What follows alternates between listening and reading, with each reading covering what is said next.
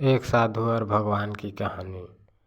एक बार एक गांव में एक साधु रहता था जो भगवान पर बहुत विश्वास रखता था। वह साधु पेड़ के नीचे बैठा था और भगवान को याद कर रहा था। तो अचानक वहाँ बाढ़ आ गई और चारों तरफ पानी ही पानी। सब लोग अपने आप को बचाने के लिए ऊपर पहाड़ की तरफ भागने लगे। उनमें से एक आदमी देखा कि इस हालत में भी साधु जी भगवान की तपस्या कर रहे हैं। वह सोचा कि ये अपने आप को बचाने के लिए कहीं जा क्यों नहीं रहे हैं। तो उसने साधु से बोला, अरे आप कहीं जा क्यों नहीं रहे हो? आप भी मेरे साथ ऊपर पहाड़ की तरफ चलो, नहीं तो डूब जाओगे। साधु बोले, अरे हमें क्या होगा, मैं भगवान की इतनी तपस्या करता हूँ, मुझे कुछ नहीं हो सकता, मुझे भगवान अपने आप बचाएगा। धीरे धीरे पानी साधु के कमर तक आ गया। अब लोग वहाँ से नाव लेकर निकलने लगे तो उनमें से एक ने साधु से कहा, अरे पानी आपके कमर तक आ गया है, आप हमारे साथ चलो।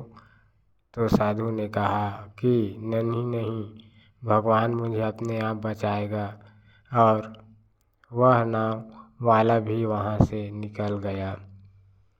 कुछ देर बाद पानी इतना बढ़ गया कि साधु के सर तक पहुँच गया और अब लोगों को बचाने के लिए हेलीकॉप्टर निकालने लगे। एक हेलीकॉप्टर साधु के पास आया जो कि आखिरी हेलीकॉप्टर था। साधु के पास नीचे रस्सी फेंकी और बोला, इसे पकड़ो और ऊपर आ जाओ, नहीं आप डूब जाओगे। यह आखिरी हेलीकॉप्टर है और आपके पास में दूसरा कोई रास्ता नहीं है बचने के लिए।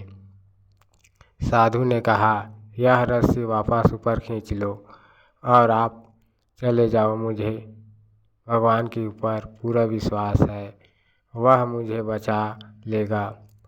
पानी काफ़ी ऊपर आ गया, पेड़ डूब गया और साधु की भी डूबने से मौत हो गई।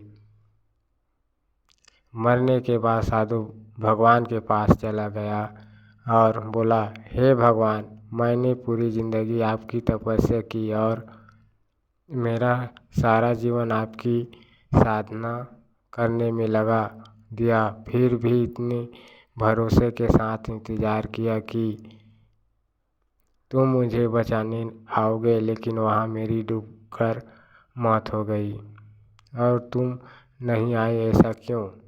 भगवान बोले, मूर्ख इंसान, एक नहीं 3 बार आया था, वो तीनों बार मैं ही तो था। पहला पैदल, दूसरा नाव के द्वारा और तीसरा हेलीकॉप्टर के द्वारा, लेकिन तुमने मेरा एक भी अवसर पहचान नहीं पाया। पता नहीं किसका इंतज़ार कर रहा था।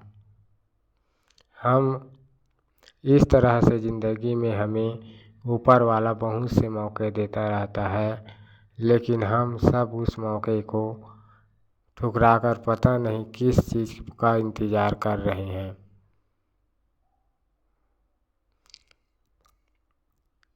होते ही कि जो होगा तभी मैं करूँगा, और इस बात पर अड़े रहने से एक व्यक्ति के बाद वो मौका हाथ से निकल जाता है और हम कुछ नहीं कर पाते हैं।